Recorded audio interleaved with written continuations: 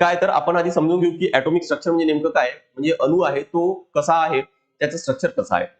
एक लक्षात ठेवा की कोणताही पदार्थ आहे युनिव्हर्समध्ये, जगामध्ये, पृथ्वीवर कोणताही जो पदार्थ आहे तो कशापासून, सगळ्यात लहानात लहान भाग म्हणजे तो काय तर तो आहे काय तर ऍटम, म्हणजे त्याला काय तर अणू म्हटलं जातं. मग याचा सुद्धा स्ट्रक्चर कसा आहे, का तो भरीव गोळा आहे का, की तो नेमका कसा आहे, तर ते समजून घेऊ आपण की तो आहे कसा. तर त्याचा न्यूक्लियस असतो, मधला जो भाग असतो त्याला आपण न्यूक्लियस म्हणतो, आणि जो बाहेरचा हा जो भाग आहे याला म्हणतात एक्स्ट्रा न्यूक्लिअर पार्ट. जो न्यूक्लियस न्यूक्लियस म्हणजे काय तर केंद्र है ना.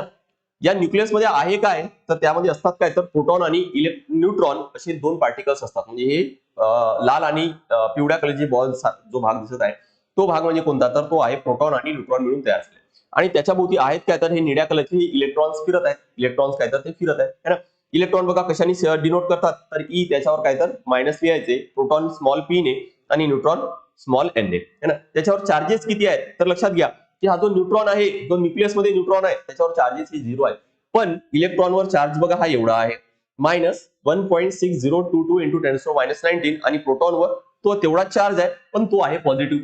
आता काय केलं मी बघा, काय करायचं आता आपल्याला, की हा एवढा चार्ज प्रत्येक वेळेस लिहिण्यापेक्षा, दोन्ही गोष्टीवर सारखंच चार्ज आहे ना है ना, तर मग अशा वेळेस काय करू का, हा एवढा लिहिण्यापेक्षा आपण त्याला -1 आणि -1 आणि +1 यांनी काहीतरी रिप्लेस करून घेऊ है ना.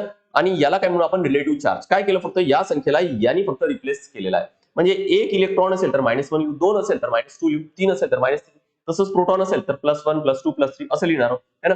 सिम्बॉल काय, तर -e आणि +e हे सिम्बॉल काय तर युज करता येईल. म्हणजे एका इलेक्ट्रॉनवर चार्ज किती आहे, तर -1e, 2 याच्यावर किती, तर -2e या पद्धतीने है ना. प्रोटॉनवर असेल तर +1e या पद्धतीने काहीतरी आपल्याला लिहिता येईल.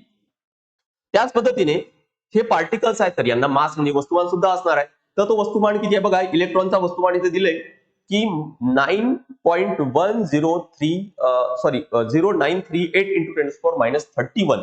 ते जर प्रोटॉनचं बघितलं तर 1.6726 इंटू 10⁻27, आणि न्यूट्रॉनचं पण ऑलमोस्ट तेवढंच आहे, 1.67493 इंटू 10⁻23 है ना. आता काय करतोय, याला जर आपल्याला हा मास आणि त्याशी रिलेटेड, जसं या ठिकाणी आपण रिलेटिव्ह चार्ज ई कन्सिडर केला होता, त्यासोबतच काय तर एक डाल्टन किंवा ज्याला यू ने डिनोट केलं जातं असा एक आहे.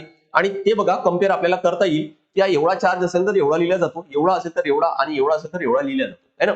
एक रफली ठीक आहे, तो कन्वर्ट करण्यासाठी असेल बरोबर. पण आता जर आपण नोटीस जर केलं तर याच्यापेक्षा बघा की इलेक्ट्रॉनचा जो मास आहे तो काय तर तो फार कमी आहे, कारण 10⁻31 आणि हा 10⁻27. म्हणजे काय करायला लागेल आपल्याला, तर एक वर 400 म्हणजे 10,000 भाग द्यावा लागेल, त्यावेळेस ती संख्या येणार आहे. किंवा ते कन्वर्ट केल्यानंतर इथं सुद्धा बघा काय लक्षात येते की हा 1.00 आहे तो 0.00054 आहे है ना. तर लक्षात येतंय की अशा वेळेस आपल्याला काय लक्षात येतंय, तर बघा अशा वेळेस आपल्याला काय लक्षात येते, तर यांच्यापेक्षा म्हणजे प्रोटॉन आणि न्यूट्रॉनच्या मासपेक्षा, वस्तुमानापेक्षा इलेक्ट्रॉनचा मास आहे हा फार कमी आहे. आणि म्हणून त्याला आपण काय करू की 0 डिनोट करू, आणि याला रफली अंदाजे काय तर 1 ने काय तर तेवढं रिप्लेस करणार आहोत. हा 1u आहे तर तो काय तर तो 0u आहे है ना. बघा काय लक्षात ठेवायचे तुम्हाला, इलेक्ट्रॉन आणि प्रोटॉनचे चार्ज काय तर -1 आणि +1 रिस्पेक्टिव्हली आहे. त्याच पद्धतीने इलेक्ट्रॉनचा जो मास आहे तो 0 कन्सिडर करायचे, आणि प्रोटॉन आणि न्यूट्रॉनचा मास आहे तो 1 कन्सिडर करायचे. ठीक आहे. आताच थोड्या वेळ सांगितलं तुम्ही तुम्हाला की ऍटम मध्ये आहे काय, तर हे प्रोटॉन आणि न्यूट्रॉन आहे है ना. या न्यूट्रॉनचा चार्ज तर हा 0 आहे, पण जे प्रोटॉन आहे त्यांना पॉझिटिव्ह आहे, त्यामुळे आपण काय म्हणता येईल की हा पॉझिटिव्हली चार्ज आहे. जो न्यूक्लियस आहे तो कसा आहे, पॉझिटिव्हली चार्ज आहे, आणि बाहेरचा भाग कसा आहे तर तो निगेटिव्हली चार्ज आहे, कारण ते इलेक्ट्रॉन आहे. त्यासोबतच बघा मास मध्ये काय कॉन्सेप्ट आहे, तर इलेक्ट्रॉनचा मास आपण ऑलमोस्ट निग्लिजिबल म्हणजे 0 कन्सिडर केलाय. त्यामुळे या न्यूक्लियसच्या बाहेरच्या भागामध्ये जर आपण कन्सिडर केलं तर त्या ऍटमचा मास आहे हा ऑलमोस्ट निग्लिजिबल आहे तो कोणता, तर फक्त मधल्या भागामध्ये असणार असं आपण म्हणता येईल है ना. त्यामुळे ऍटमचा अख्खा मास आहे तो पूर्ण मास आहे तो या न्यूक्लियस मध्येच राहणार आहे. न्यूक्लियस मध्ये जेवढा न्यूक्लियसचा मास तेवढा पूर्ण ऍटमचा मास आहे तसं राहणार आहे असं आपल्याला म्हणता येईल है ना. त्याचवरून काय तर बघा पुढचे काही कॉन्सेप्ट आहेत.